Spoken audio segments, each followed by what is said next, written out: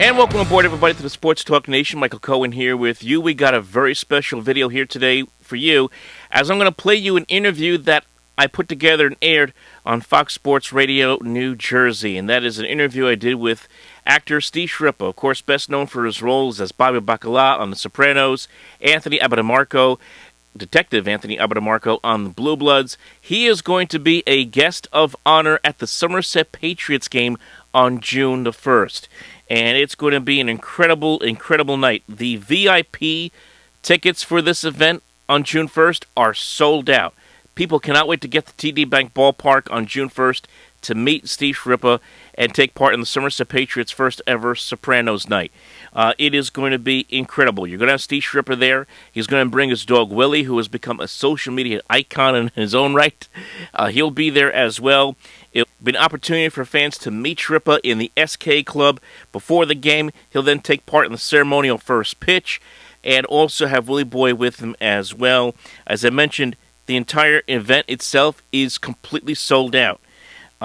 It's also going to include food specials. You're going to have Karen's Last Ziti, onion rings for the table, mozzarella sticks, primo Italian sausage, the Schirripa special sandwich, salami, provolone, roasted red peppers. In addition, there'll be a themed drink special on the main concourse. The game is sponsored by Tribute, and the first 1,000 adults 21 and older will receive a special-made custom Somerset Patriots t-shirt that is Sopranos themed. It's going to be, again, this is going to be huge. This is going to be an amazing event on June 1st.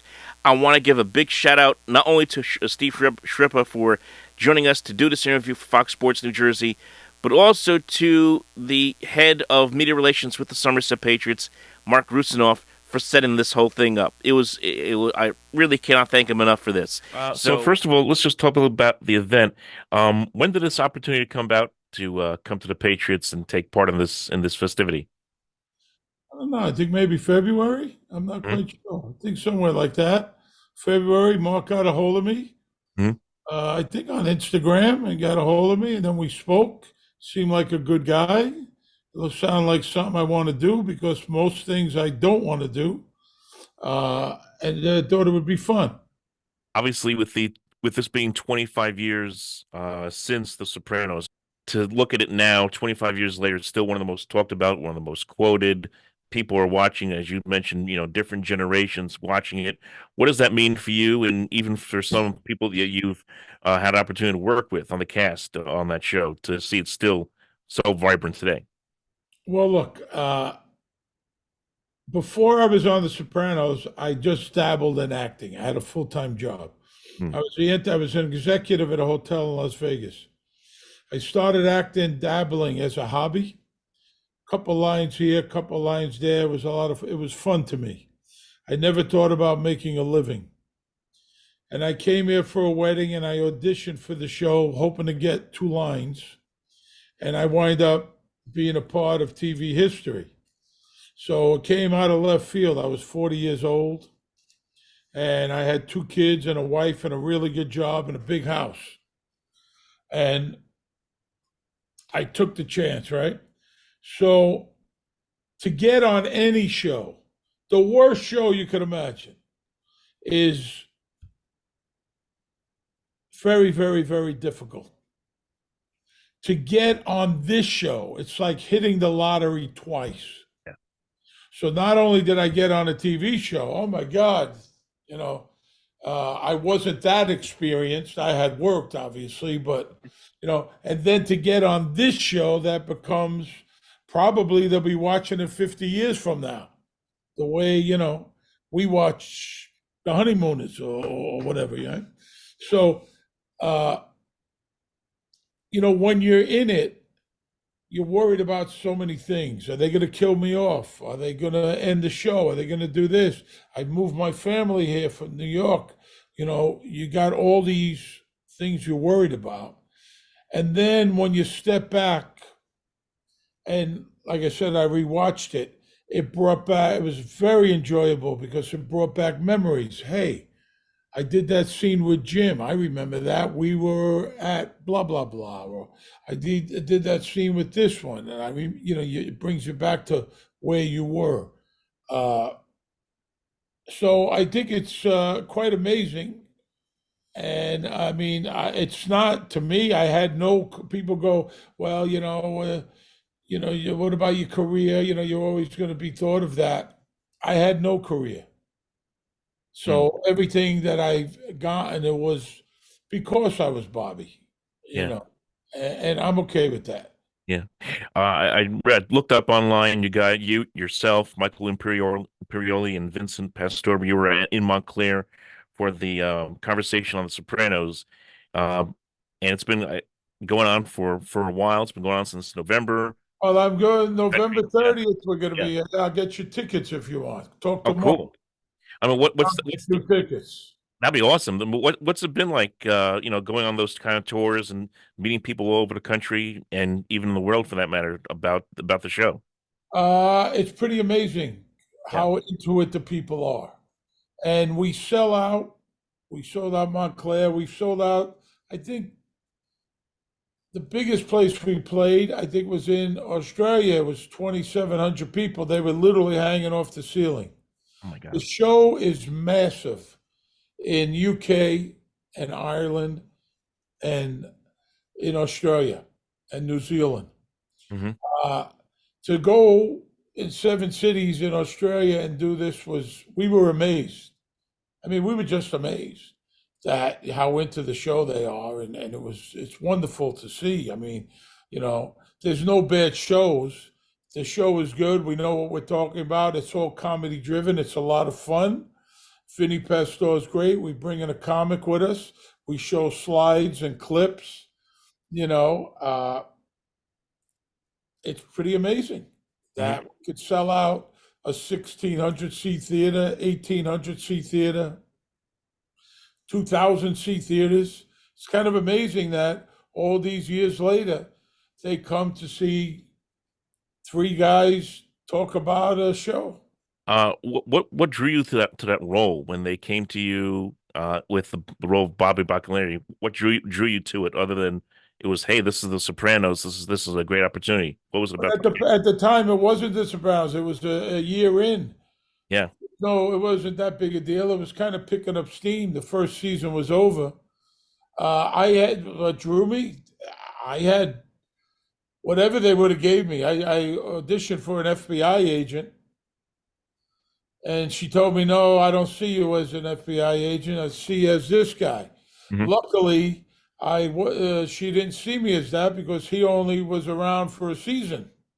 Okay, this guy seemed gentle. I didn't understand. I wasn't that fat.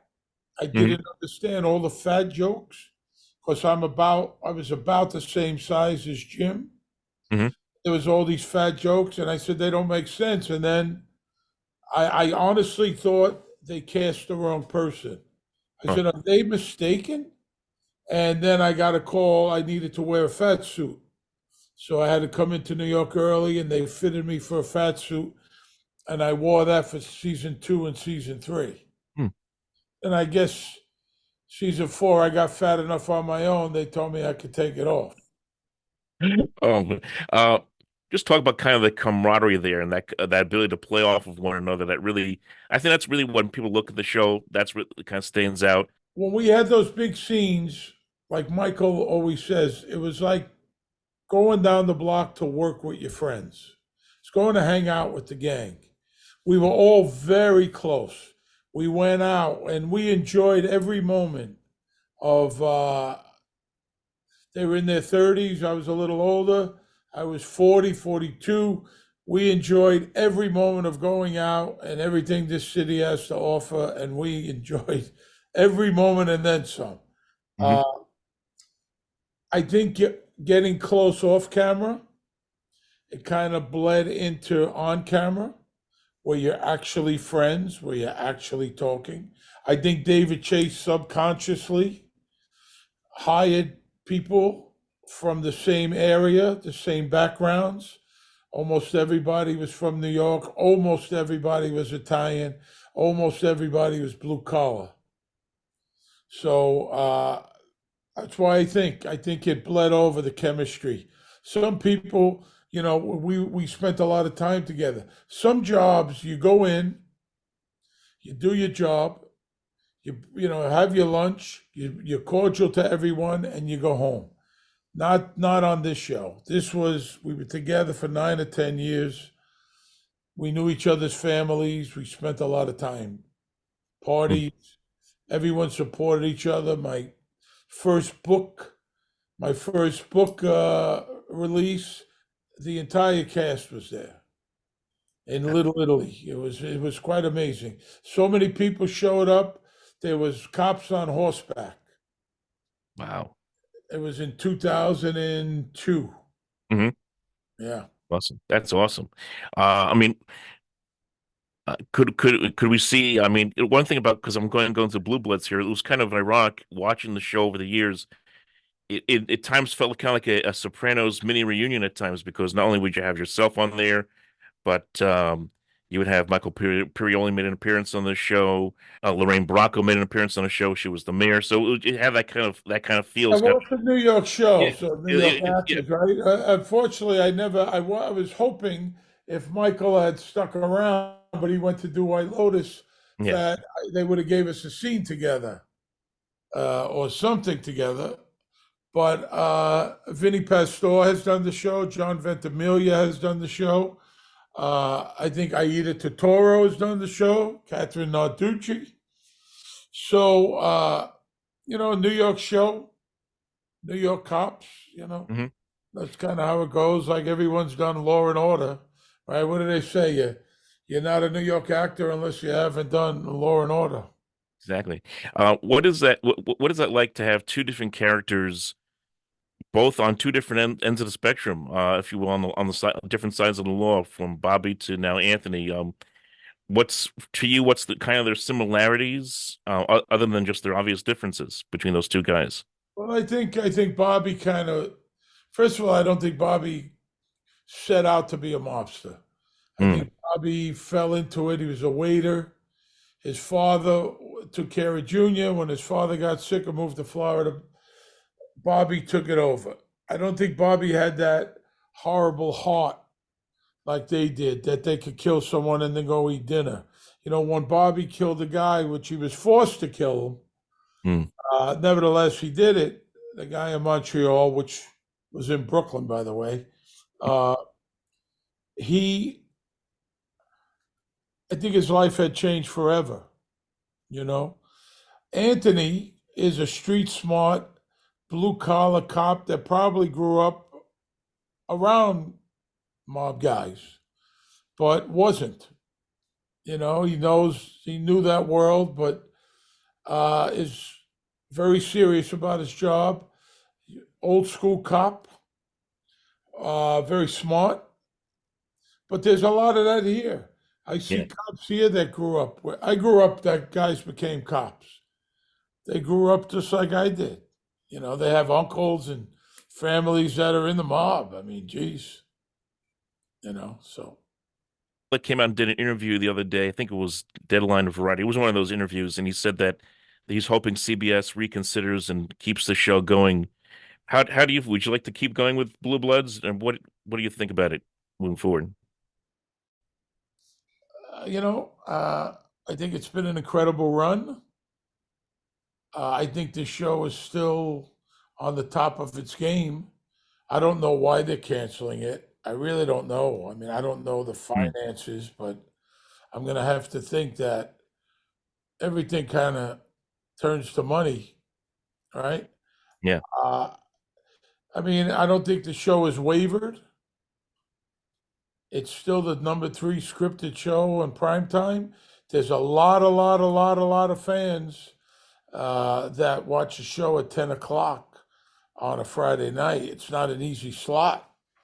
So I don't know. I think the show has more legs, to be honest. I mean, whether we get that opportunity, I don't know. But uh, the show hasn't, I don't think it's ready for the graveyard. Let's put it that way.